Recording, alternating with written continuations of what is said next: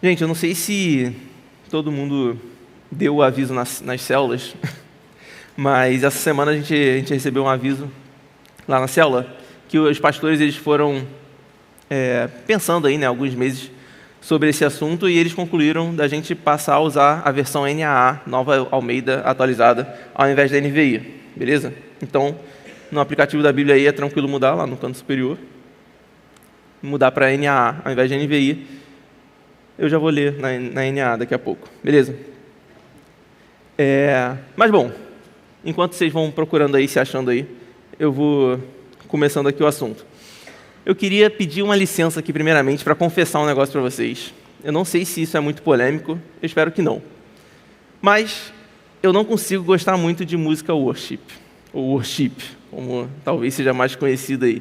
Aquele worship mesmo, raiz, de 15 minutos a música, aproximadamente aí 3 acordes e 10 palavras no total, que ficam repetindo e repetindo e repetindo e repetindo a vida inteira. Cara, normalmente eu fico muito cansado disso, assim. Mas, uma vez ou outra, aparece um caso que de tanto repetir algumas coisas, a música acaba me fazendo pensar. Há algum tempo lá em casa, a gente botou na televisão, enquanto a gente ia fazer outras coisas, uma determinada música, e em 4 minutos de música, a letra passou a ser a seguinte: nós temos paz com Deus. Só. E outra vez, e mais uma vez. E a música tem 8 minutos de duração. Então, ele ficou repetindo isso várias vezes, como vocês podem imaginar. Depois tem mais um refrão só e acaba, e é isso, nós temos paz com Deus. Por 4 minutos de música, praticamente. Como estava lá na televisão, estava fazendo, sei lá, não lembro o que a gente estava fazendo, deixei lá e não pulei, como normalmente eu pularia. E depois de um tempo, depois de alguns longos minutos, isso começou a entrar um pouco na minha mente, eu comecei a pensar um pouco mais sobre isso, e foi um desses casos que me ajudou, né, a pensar um pouco sobre essa realidade. E aí, essa semana eu estava lendo esse texto de Efésios que a gente vai ler hoje, e a gente vai tentar entender um pouco melhor, então, o que é ter essa paz com Deus, justamente, o que é essa paz com Deus e quais são as implicações dela na nossa vida. Beleza? Todo mundo conseguiu achar aí NAA? Se alguém tiver com a Bíblia de papel também, NVI, não é grande problema, que não muda tanto também. Efésios 2, 11 a 13, depois se quiser deixar ela aí em um acesso próximo, a gente vai ir para alguns outros versículos também. Portanto, lembrem-se de que no passado vocês eram gentios na carne, ou por nascimento, chamados incircuncisão por aqueles que se intitulam circuncisão, que são os judeus, que é feita na carne por mãos humanas. Naquele tempo, vocês estavam sem Cristo, separados da comunidade de Israel e estranhos às alianças da promessa, não tendo esperança e sem Deus no mundo. Mas agora, em Cristo Jesus, vocês que antes estavam longe, foram aproximados pelo sangue de Cristo. Amém. Galera, a gente está então na carta de Paulo aos Efésios. Vou pedir aí a sua concentração, a sua atenção, que esse texto ele tem algumas palavras meio difíceis, né, e tal, é bom a gente entender algumas coisas. Primeiro, foi escrita para a igreja em Éfeso. Éfeso era uma cidade muito importante lá na Ásia e tal, naquele tempo. Era muito importante culturalmente, muito importante financeiramente, e ali o povo era gentil. Talvez eles fossem gentis de ser gente boas também, mas o gentil aqui é outro gentil, basicamente significa que eles não eram judeus, principalmente. E era uma cidade que tinha, naturalmente, muita idolatria, muitos deuses falsos, justamente porque eles não conheciam o Deus de Israel, o único Deus verdadeiro dos judeus. Então, Deus usa a vida de Paulo e de uma galera da época para alcançar aquele povo. Muitos se convertem. Então, o apóstolo escreve essa carta principalmente para que eles ficassem firmes no Evangelho e para que eles fossem fortalecidos. Essa é a igreja que Paulo mais ficou tempo assim, congregando com eles. Então, ele conhecia bem o pessoal, mas ele não podia estar com eles agora porque ele estava preso. Logo no início da carta, no primeiro capítulo, Paulo fala, sobre a glória de Deus, sobre o que Deus fez em Jesus, como a gente teve salvação mesmo, assim, e da demonstração do poder de Deus para salvar os pecadores. Esse primeiro capítulo, e no segundo capítulo ele começa mostrando quão grave era a situação desses efésios. Eles estavam totalmente mortos espiritualmente, eles não podiam dar nenhum passo sequer na direção de Deus, mas pela graça e pela misericórdia de Deus, eles foram salvos. Isso Paulo começa falando no início do segundo capítulo. Então ele chega nesse momento do texto que a gente leu, que ele pede que os efésios se lembrem dos dias passados. Lembrem-se dos dias passados. Cara, e se você já conhece Jesus, talvez você se lembre dos dias passados, dos seus próprios dias passados. Certamente eu me lembro um pouco dos meus dias passados. Na sua vida, existem muitas diferenças assim, entre os dias de antes de você conhecer a Deus e os dias de hoje. Na reunião de oração, a gente tiveram várias orações assim, agora, que tinham assuntos em comum assim, com a pregação. Pensei em anotar algumas, mas acabaram sendo várias, eu anotei uma só. Mas na reunião de oração agora, uma pessoa orou, tipo, Deus, me ajuda a lembrar dessa palavra que vai ser pregada daqui a pouco, para que eu não me esqueça dela e não volte a viver como era antes, porque os dias anteriores não eram bons. E é isso que Paulo está falando aqui para esse povo também. Ele está falando, cara, lembra desses dias, porque isso é importante que vocês se lembram como eram vocês sem Deus, para que vocês vivam diferente. E as diferenças que Paulo levantam são muito gigantes. Ele sabia que numa mesma circunstância de vida, sei lá, se uma pessoa ela morasse numa mesma casa, tivesse os mesmos relacionamentos, tivesse, sei lá, a mesma quantidade de dinheiro, o mesmo tipo de problema, estar com Deus ou sem Deus fazia totalmente a diferença. E certamente isso deve fazer diferença na minha vida e na sua vida. Então é por isso que eles deveriam se lembrar constantemente desses dias anteriores. Que nem a gente canta aqui na igreja, ao olhar para trás e ver tudo o que já fui e o que me tornei, sei que nunca sozinho vou estar. Precisa ter uma diferença grande entre o que já fui e o que me tornei. Uma parte essencial da vida cristã é justamente ser transformado pela verdade de Deus. Ninguém conhece a Jesus, ninguém tem um encontro com Jesus transformador, nesse caso, né? E não é transformado, né? Um encontro verdadeiro com Jesus e não é transformado. Nos momentos difíceis, se lembrar de como era a vida sem Deus antes, se lembrar e perceber de como é a vida com Deus hoje, faz toda a diferença para a gente ficar firme, para a gente, enfim, se alegrar naquele que nos salvou mesmo. Mas beleza, tendo isso em mente, o que a gente pode aprender com esse texto? Primeira lição: sem o Evangelho de Jesus, não teríamos promessas pelas quais esperar e estaríamos sem Deus no mundo. Paulo levanta algumas coisas que aquele povo não teria, mas destaquei essas duas aqui como algumas mais centrais. Ele fala, naquele tempo vocês estavam sem Cristo, estranhos às alianças da promessa, não tendo esperança e sem Deus no mundo. O mundo antigo, principalmente naquela região ali, ele era claramente dividido entre judeus e gentios. Os judeus receberam todas as promessas de Deus, desde lá de Abraão, a aliança de Deus mesmo, a promessa de Deus de que um dia ele traria para perto de si todos os povos da terra, a promessa de que nele os judeus encontrariam refúgio, encontrariam descanso, seriam abençoados. Mas os gentios não, eles eram sempre e necessariamente idólatras, justamente porque eles não conheciam o Deus verdadeiro. Eles nunca nem tinham ouvido falar dessas promessas de que Deus aproximaria todos os povos deles, que nem os profetas falaram, Isaías fala muito disso.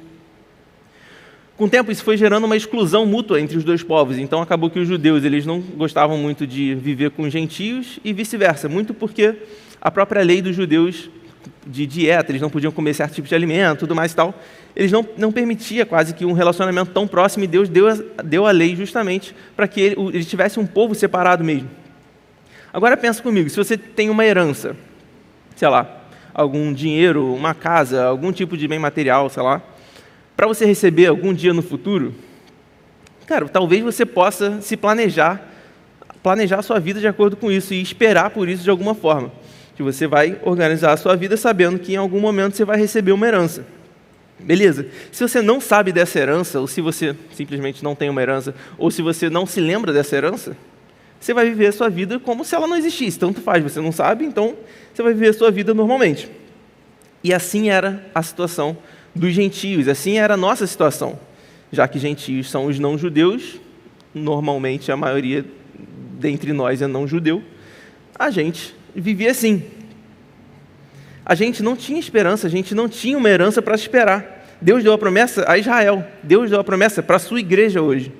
Mas até a gente ser alcançado pelo Evangelho, a gente não sabia disso, então a gente não tinha por que esperar alguma coisa, alguma promessa de Deus. Se hoje a gente passa algum tipo de dificuldade, algum tipo de perda, algum tipo de dúvida sobre o nosso caminho eterno, se a gente, sabe, em algum momento da vida parece que nada faz sentido ou que a gente não tem algum propósito real, a gente pode hoje se apegar às promessas de Deus. A gente sabe que as promessas de Deus se aplicam a gente hoje. As promessas que Ele revelou na palavra. Se não, cara, quem não tem isso ficaria simplesmente sozinho. E a última consequência que Paulo destaca desse período anterior de estar sem Jesus é que eles estavam sem Deus no mundo. Nós estávamos sem Deus no mundo. Cara, que coisa terrível.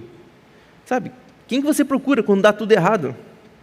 Eu me lembro de muitas conversas que eu tive com a galera da faculdade, com a galera do trabalho, sobre momentos difíceis, assim, sobre perdas, sobre justamente esse tipo de coisa. E, cara, essas pessoas, a gente mesmo, antes de conhecer Jesus, não tem esperança mesmo. É desesperador. Se tudo que a pessoa tem é essa vida aqui, qualquer risco é essa vida, cara, põe tudo em risco. Se a pessoa não tem como ter um senso de propósito real, não tem como ter alguma perspectiva. E pior, sem Deus, num mundo caído, se a gente vivesse num mundo tranquilo, às vezes alguém poderia achar que estar sem Deus não faria tanta diferença, mas num mundo tão caído como esse, não tem refúgio para você ter, não tem descanso, não tem senso de propósito. Sem Deus no mundo, não importa quanto você ou seus pais tenham de dinheiro no banco, ou se você vai passar no vestibular, ou se você vai ter, se você namora ou não. Cara, sem Deus no mundo, nada vai ser suficiente, nada vai trazer descanso para a sua alma. Se a gente não tem esperança em algo eterno, na prática a gente não tem esperança em nada. Eu lembro que teve uma época, antes de eu me converter, nem sei se Júlia sabe disso, antes de eu me converter, eu tentava escrever algumas músicas. Como o razoável baterista que eu sou, nenhuma delas nunca prestou. Mas eu tentava. Mas elas serviam, de certa forma, para expressar um pouco o que estava no meu coração. E, cara, depois de me converter assim, eu evito voltar um pouco para elas, porque eu sinto um pouco de vergonha alheia, tá? Admitindo aqui. Mas, às vezes eu volto para elas assim, cara, e eu vejo que todas elas são tristes, são sombrias, são, cara, horríveis, assim. Não tem nenhuma perspectiva de alegria mesmo. Pelo contrário, eu só percebo o quanto que essa palavra aqui é verdadeira. Naquela época, eu estava sem Cristo. Naquela época, eu não conhecia as promessas de Deus. Eu estava sem esperança e sem Deus no mundo. Aqui, Paulo não está falando de um povo distante lá, os Efésios, de um lugar, uma cidade distante lá na Ásia, em um tempo antigo. Cara, não, ele está falando de mim, ele está falando de você, ele está falando de cada um da gente aqui hoje.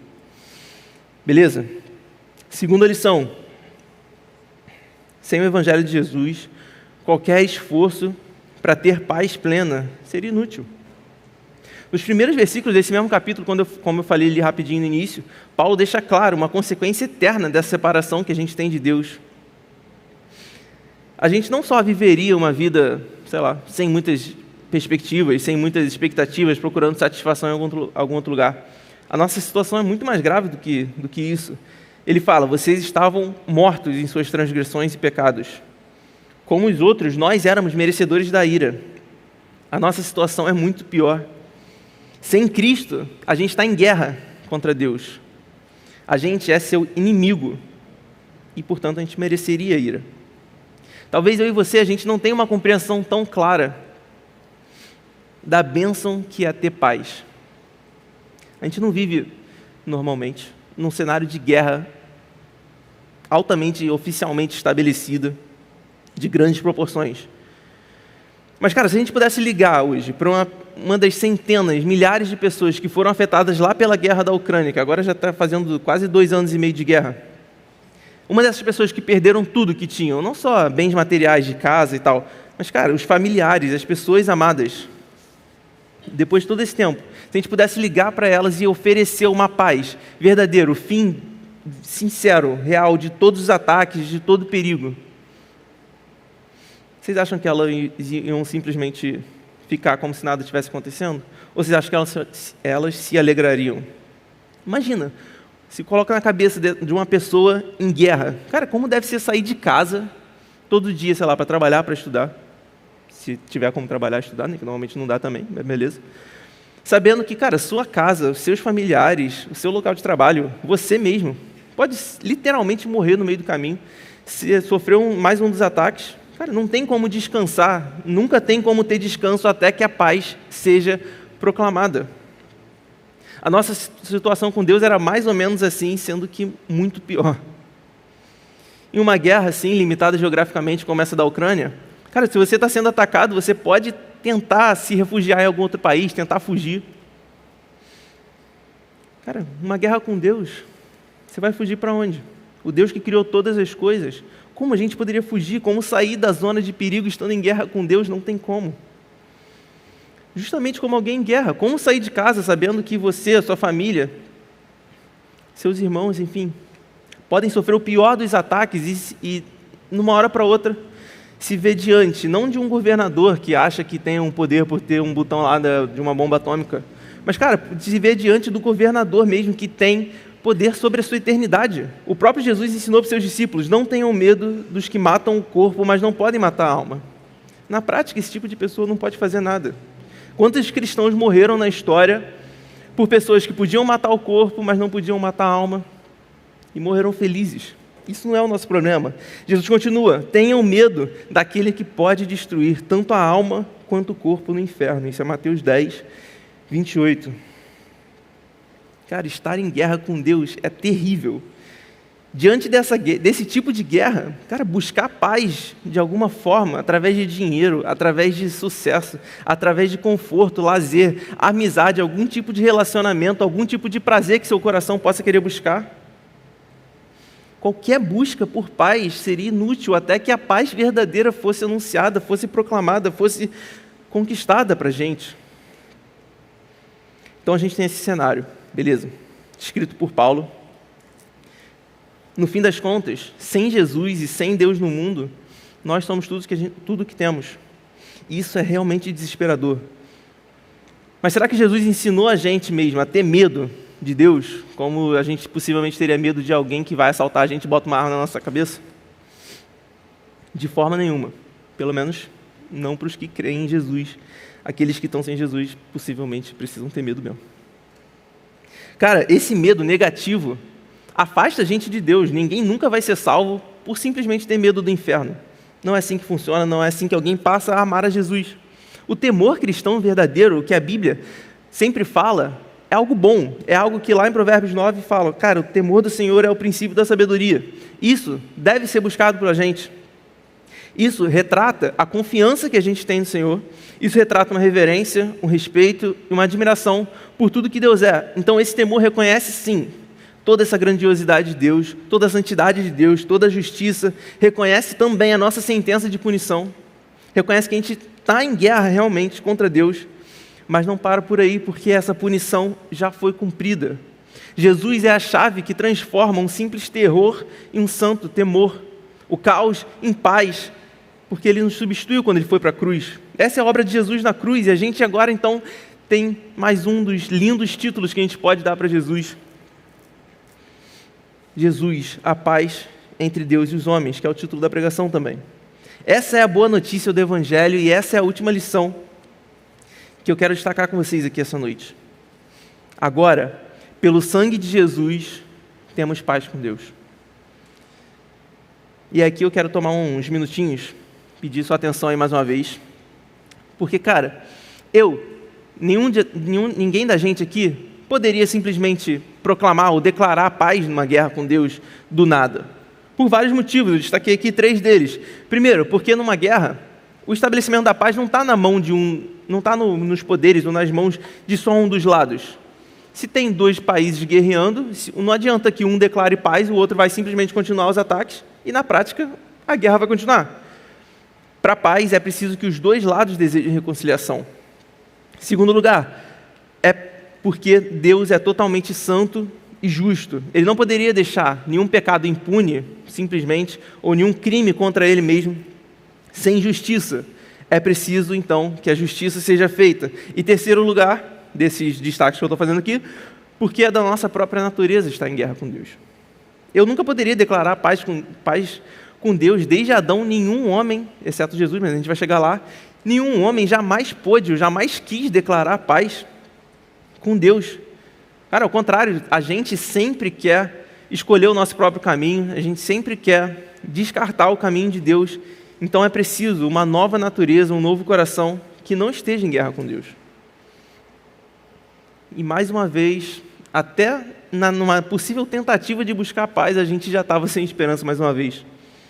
Mas aí que Jesus entra, aí que Jesus se revela na história, e nos versículos diretamente depois dos que a gente leu do 11 ao 13, a partir do 14, Paulo fala sobre o seguinte: porque ele, Jesus, é a nossa paz.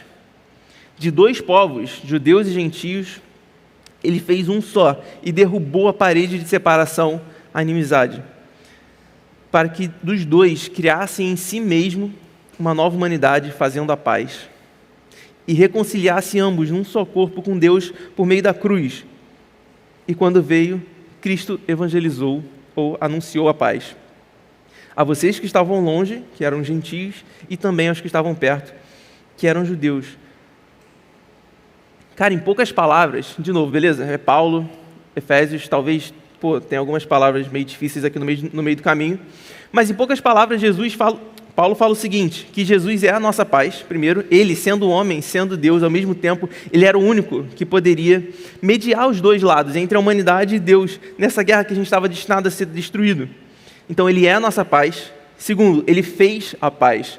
Através da cruz, no seu próprio corpo, ele recebeu o juízo dos nossos pecados e a justiça de Deus. Então, aquele ponto que eu falei que a justiça precisava ser feita porque Deus é santo, Jesus fez isso. E agora o Pai pode livremente salvar pecadores como a gente e mais.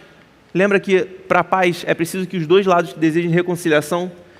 Cara, pela graça de Deus, assim, quando corações pecadores como a gente veem tamanho amor de Deus, a nossa ira, quando a gente é alcançado pela graça e é transformado pelo Espírito Santo, a nossa ira contra Deus, o nosso desejo contra Deus também é afastado. Então, assim, Jesus de fato fez a paz, a verdadeira paz foi criada ali naquela hora, na crucificação. E por fim, Jesus anunciou a paz.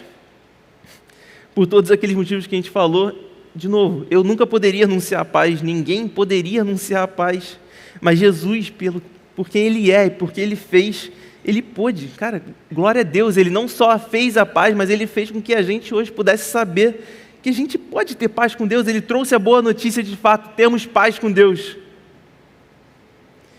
A gente que estava distante foi aproximado. Isso fala aí no versículo 17 e 18, e Isaías fala muito disso também. Mais do que aproximados, a gente foi amado, a gente foi recebido com alegria, a gente, foi reconciliado, tanto com o povo judeu da época, que no caso para a gente aqui se reflete em uma paz com todas as etnias, porque em todos os grupos sociais e tudo mais e tal, a gente é unido em Jesus. E, cara, a gente foi reconciliado com o próprio Deus. A gente estava morto e recebeu vida, e não uma vida só, que a gente pode pegar as coisas aqui, uma vida que a gente vê, cara, a gente recebeu a vida eterna. E a gente merecia a ira e recebeu a paz. Isso é o mais surpreendente de todos. Isaías 53 fala muito disso também. Que o castigo que nos traz a paz estava sobre Jesus. Não é uma paz barata, não é uma paz que não custou nada para ser conquistada, custou o próprio sangue de Jesus. Por isso que Paulo fala que pelo sangue de Jesus a gente foi aproximado. Isso é maravilhoso. Em meio a tantas guerras, em tanta destruição nesse mundo, em meio a saber dessa guerra eterna que a gente estava enfrentando, é muito bom meditar e se lembrar de que agora a gente pode ter paz com Deus. Glória a Deus por Jesus e pelo sacrifício dele mesmo. Assim. E aí, como a gente pode viver isso, então, na prática? Primeira aplicação: apegue-se ao Evangelho de Jesus diariamente, pois por ele fomos aproximados. Cara, a gente precisa se apegar a Jesus mesmo, sim, as promessas. Isso foi algo que Jesus conquistou para a gente na cruz mesmo, é disso que Paulo está falando. E lembra, se a gente não se lembrar da herança que a gente tem e viver como se ela nem existisse, não vai mudar nada. A gente precisa se apegar mesmo a elas. Quem me conhece um pouco mais de perto, talvez saiba que eu, odeio tomar remédio, assim. Eu não sei porquê, eu nunca gostei. Às vezes alguns tinham um gosto ruim, né? Então não gostava por ter gosto ruim, mas aí eu fui crescendo e isso passou a importar um pouco menos. Mas sei lá, eu sempre fui do time de, estou com dor de cabeça, estou com qualquer coisa, vou tomar uma água, vou descansar, vou dormir, que vai passar. A Júlia está aí de comprovação também. Eu nunca gostei. Mas, um dia, meu amigo, eu tive pedra no rim. Alguém já teve pedra no rim? Não, todo mundo muito jovem ainda, né, cara? Eu tô ficando velho. Mas, cara, eu tive pedra no rim. E não sei se vocês já ouviram, alguma história de alguém que teve pedra no rim. É horroroso, pô. Eu comecei a sentir uma dor aqui, beleza, estava meio na lateral, meio nas costas. Em meia hora, eu estava indo para o hospital no carro, achando que eu ia desmaiar no carro, de tanta dor, pô. Quando eu cheguei no hospital, eles me levaram de cadeira de roda, mó vergonha alheia também, mas beleza, para tomar um remédio lá na veia. E, tipo assim, em 1 minuto ou 30 segundos, sei lá, cara, a dor passou inteira praticamente, era um remédio forte pra caramba lá. E eu descansei pela que pareceu ser, sei lá, a primeira vez, assim, no dia. Cara, eu fiquei muito feliz e muito grato por um remédio que fez, passar uma dor assim. Tanto que eu lembro do nome do remédio até hoje, e eu não lembro de nada, né? Assim, não lembro de remédio nenhum. Cara, enquanto eu estava com dor, eu me apeguei a esse remédio. Quando começava a voltar a dor, eu falava já para a moça lá, a enfermeira, minha amiga, bota aqui, parecia enfim, misericórdia. Beleza. Enquanto eu estava com dor, eu me apeguei a esse remédio, cara. E, cara, quanto mais eu e você, a gente precisa se apegar a Jesus, cara. O Evangelho que nos salvou. Cara, Ele nos salvou não de uma dor, sei lá, como essa que durou algumas horas, mas de uma eternidade de morte, uma eternidade de dor e de sofrimento, e pior de tudo, distante de Deus. Se enquanto a gente estava distante, a gente foi aproximado pelo sangue de Jesus, por que você acha, ou eu às vezes acho, que a gente não poderia, cada vez mais, a cada dia mais, se aproximar mais da presença de Deus? A gente estava distante, Jesus já trouxe a gente para perto. Cara, agora a gente pode ter uma vida de a cada dia dar um passo a mais na direção de Deus e experimentar de uma intimidade maior com Ele. O mesmo sangue precioso que nos salvou vai continuar aproximando a gente do Pai, se a gente buscar Ele de todo o coração e o amar. Então apegue-se a Jesus e ao seu Evangelho todos os dias. Ele não é só um remédio que traz algum alívio, Ele é a própria cura que trouxe a paz com Deus quando a paz era impossível, quando ninguém nem poderia sonhar com uma paz desse tipo. E aí, de forma super prática, eu nem escrevi isso aqui, mas, cara, pegar o Evangelho, beleza? Se lembrar de Jesus todos os dias, cara, acorda, vai fazer uma oração, vai buscar a palavra mesmo, sim, medita na palavra, anota as promessas de Deus que Ele dá na sua palavra. Então, se você está lendo, cara, Deus prometeu alguma coisa, Deus falou que quem confiasse nele teria alívio, teria descanso. Cara, anota isso, vai pensar nisso durante o dia. Vai, se você está passando por um momento difícil, se lembra, Senhor, você falou que eu teria alívio, que eu teria descanso. Se eu estou cansado, se eu estou sobrecarregado, eu sei que eu posso vir buscar você. Se apega ao Evangelho, cara. Confia no Evangelho, se apega às promessas de Deus. E segunda e última aplicação. Desfrute de uma vida de paz com Deus e então busque viver em paz com os que estão à sua volta. Essa é a boa notícia de que eu e você, a gente deve guardar essa semana. Temos paz com Deus. Cara, divulga isso para as pessoas que ainda estão em guerra com Deus. Lembre-se disso durante essa semana. Cara, as pessoas que estão em guerra com Deus, pessoas que não conhecem Deus, estão numa situação terrível, como a gente estava também. E eles podem finalmente ter paz. Uma paz que eles não vão encontrar em lugar nenhum. Então se alegra nisso, agradeça a Deus por Jesus, como alguém que sabe que estava enfrentando a pior de todas as guerras. E aí Paulo continua aqui, por mais um tempinho. A paz restaurada com Deus, com a paz restaurada por Deus, isso. A gente precisa ter uma paz restaurada entre os homens também. Paulo continua. O objetivo de Jesus era criar em si mesmo, dos dois, os judeus e gentios, um novo homem fazendo a paz e reconciliar com Deus os dois em um corpo por meio da cruz pelo qual ele destruiu a inimizade. Eu falei lá no início, cara, que os judeus não gostavam muito dos gentios e tal. Cara, Jesus, pela cruz, ele destruiu todo motivo de inimizade. Todo motivo Paulo chama de uma barreira, né, um muro, que nem tinha no muro do templo de Israel, que os gentios não podiam entrar no templo. Cara, Jesus destruiu todo o muro de inimizade entre os judeus e gentios, com certeza, mas entre a gente e os nossos irmãos, entre a gente e qualquer outro tipo de grupo social, étnico e tudo mais. Cara, não existe motivo para a gente não se reconciliar, simplesmente. Cara, se Jesus literalmente morreu para que a gente tivesse paz com Deus e paz uns com os outros, destruindo no seu próprio corpo qualquer tipo de inimizade, cara, a gente também precisa se entregar para buscar a paz com nossos irmãos.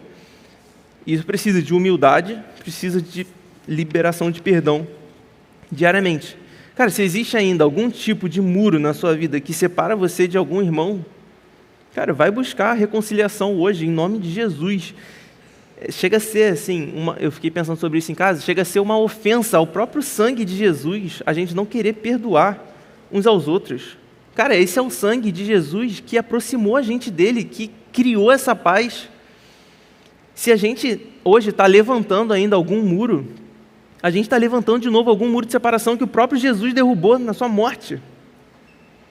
Já não existem dois povos, já não existem, sei lá, dois irmãos que discordam em alguma coisa, ou dois irmãos que se machucaram por algum motivo. Existe um só corpo de Jesus, isso foi orado lá na reunião de oração também. Existe um só corpo de Jesus caminhando junto, isso, pelo seu Espírito, para a glória do Pai. Então, cara, busca uma vida de paz com Deus nessa noite, pela fé na obra de Jesus. E creia em Jesus, então, cara, busca viver uma paz uns com os outros, mesmo com seus irmãos.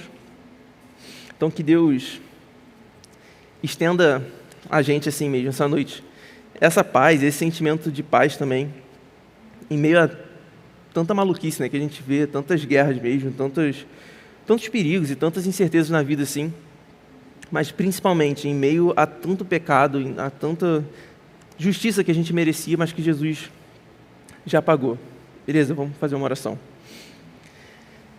Senhor, muito obrigado, porque a sua obra é muito maravilhosa, Jesus.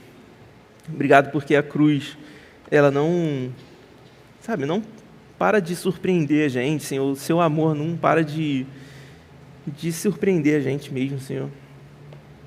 Obrigado porque Ele é suficiente, Senhor, para cobrir todos os nossos pecados, Senhor. Certamente não existe pecado tão grave, Senhor, que não seja perdoável pelo Senhor, que não seja, coberto mesmo pela sua graça, Senhor, se a gente se aproximar de você mais uma vez, assim, com fé, Senhor, e em arrependimento. E obrigado, porque a gente não busca se aproximar de você sozinho, Senhor. Na verdade, você que trouxe a gente para perto desde sempre, Senhor. Então, Espírito Santo, eu peço que o Senhor guie a sua igreja, Senhor, durante essa semana, durante essa noite. Leva a gente, Senhor, para perto, mais uma vez. Leva a gente ao arrependimento, Senhor. Leva a gente a um senso de urgência em relação a isso que a gente ouviu aqui, Senhor. Obrigado, Senhor, porque na pior das situações, Senhor, na pior das guerras que a gente poderia imaginar, você trouxe paz, Jesus. Você fez a paz e anunciou a paz para a gente. Seja glorificado aqui essa noite, Senhor. Seja exaltado, Senhor, porque você é o único digno de honra e glória aqui, Senhor. Em nome de Jesus. Amém.